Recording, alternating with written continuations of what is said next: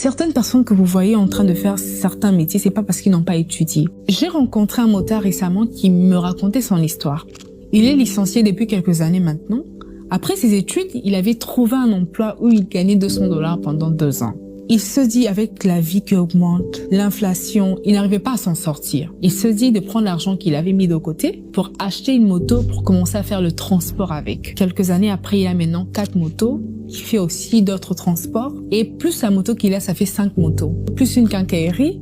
Il n'a pas voulu arrêter de faire le business de la moto parce que lui, en moyenne, il fait 100 000 francs par jour. Et les gens qui font pour lui le transport lui ramènent 25 000 francs de versement. Il s'est dit de ne pas arrêter pour encore plus économiser pour pouvoir matérialiser ses autres rêves. Pourquoi je vous raconte tout ça? Étant que jeune, surtout lorsqu'on a fait des études, on se dit à certains travaux qu'on ne fera pas. Ce n'est pas parce que quelqu'un conduit la moto qu'il est illettré, qu'il n'a pas de niveau. Il n'y a pas de son métier, au fait. Il y a certains métiers pour qu'on le refuse de le faire, à cause de l'orgueil, à cause des yeux des gens. Alors que on manque de l'argent, même parfois pour les besoins primaires, alors que tu peux te faire de l'argent. Avec ton petit business, tu t'achètes une moto à, je sais pas, 1000 $, et après tu commences à faire toi-même. Le business de transport marche. Alors ne vous mettez pas des barrières de vous dire, moi j'ai une licence, je veux pas faire X ou Y travail. Parfois, mettez un peu votre orgueil de côté pour gagner de l'argent, pour gagner simplement votre vie. Il n'y a vraiment pas des sous-métiers.